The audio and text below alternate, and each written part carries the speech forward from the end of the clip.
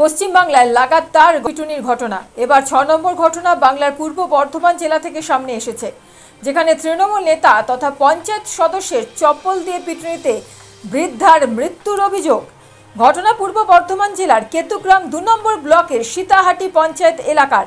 জানা গেছে, সদ্য ১৮ পূর্ণ করা তরুণী প্রেম করে এক যুবকের হাত ধরে পালিয়ে গিয়েছেন পাশের গ্রামে। তরুণীর পরিবারের লোকজন ওই যুবকের বাড়িতে গিয়ে তাকে ফিরিয়ে আনার চেষ্টা করছিলেন, কিন্তু যুবকের পরিবারের পাশে দাঁড়িয়ে পড়েন এলাকার পঞ্চায়েত সদস্য। প্রভাবশালী ওই পঞ্চায়েত সদস্য তরুণীর বাবা মাকে রীতিমতো হুমকি দিয়ে হটিয়ে দেন, গালাগালি দিতে থাকেন। তার এই আচরণ দেখে চুপ থাকতে পারেননি তরুণীর বৃদ্ধ দিদিমা।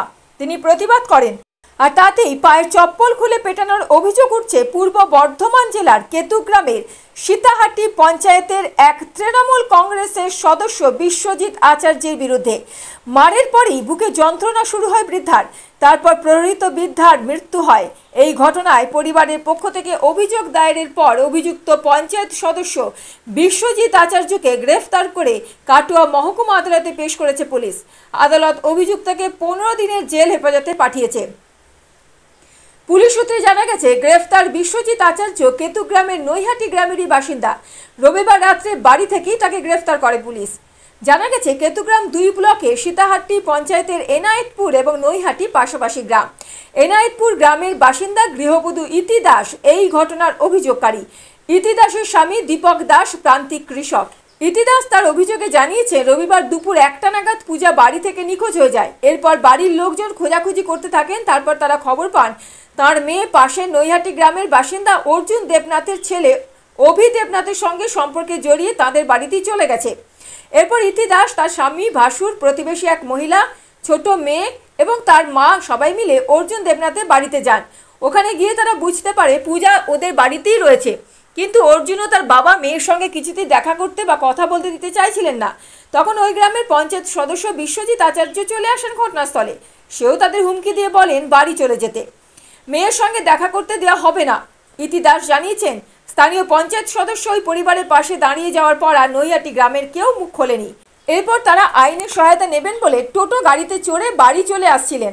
তখন পুনরায় বিশ্বজিৎ আচার্য তাদের টোটো আটকান ও গালাগালি দিতে থাকেন। তখন তার মা প্রতিবাদ করেন। ইতি দাস জানায়, মা বলে ফেলেন, গাধা কোথাকার, তোমার বাড়ির মেয়ে হলে কি করতে। একথা বলার পরই বিশ্বজিৎ আচার্য তার মাকে পায়ের চপ্পল খুলে সেই চপ্পল দিয়ে বুকে সজোরে আঘাত করে। ওখানেই বুকের যন্ত্রণা শুরু হয় বৃদ্ধার। তারপর নিকটবর্তী কাটোয়া মহকুমা হাসপাতালে নিয়ে গেলে কর্তব্যরত চিকিৎসক মৃত বলে ঘোষণা করেন। জানা গেছে, মৃত বিন্দুবালা দেবীর বয়স ৬২ বছর। তাকেই জুতো পেটা করেছেন পঞ্চায়েত সদস্য বিশ্বজিৎ আচার্য এবং এমনই অভিযোগ রয়েছে তার বিরুদ্ধে। যে আমার মেয়ে ওই বাড়িতে আছে এবং ওই বাড়িতে থাকার ফলে আমি গিয়ে মেয়েকে বললাম যে আসার জন্য, তো ওই বাড়ির লোকজন আমার মেয়েকে আসতে দিচ্ছিল না। লোক আমাদের কথা শুনতে চাইছে না, গালিগালাজ মন্দ ভাষা কথা বলছে।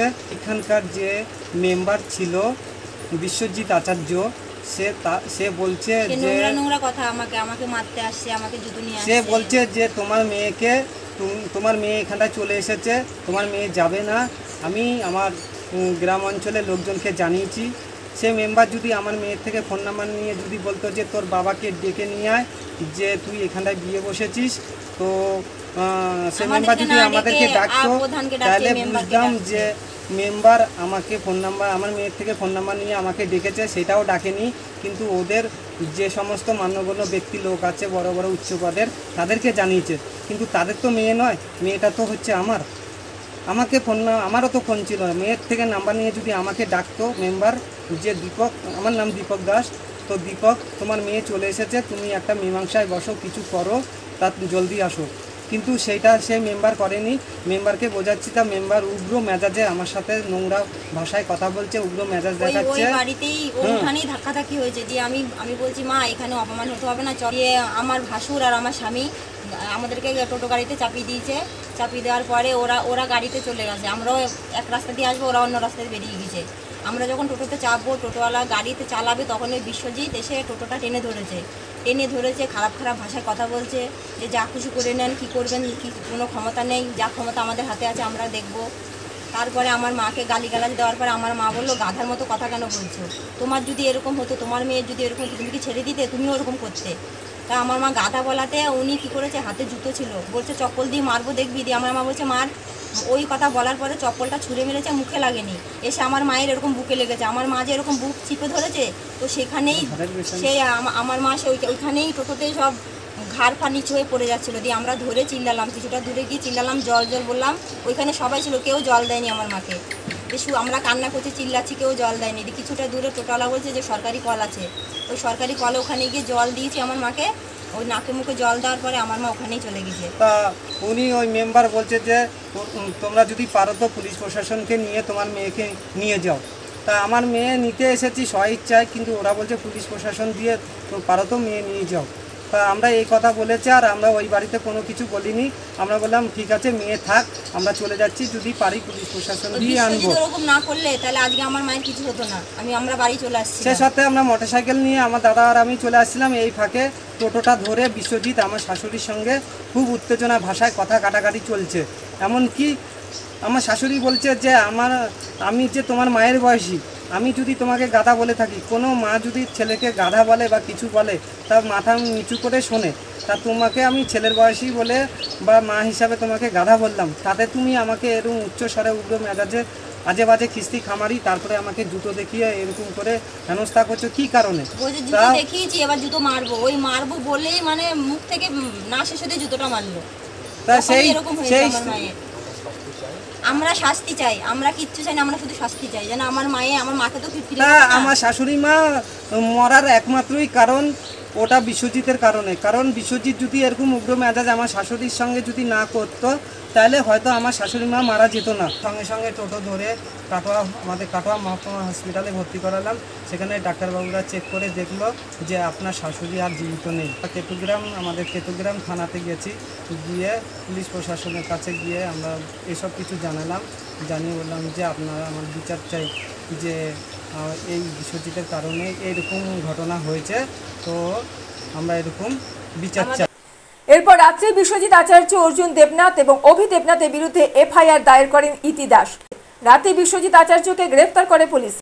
ইতি দাস ও তার স্বামী বলেন, ইন্দুবালা দেবী পঞ্চায়েত সদস্য বিশ্বজিৎ আচার্যের গালাগালি দেওয়া ও চপ্পল দিয়ে পিটুনির কারণেই মৃত্যু হয়েছে তার।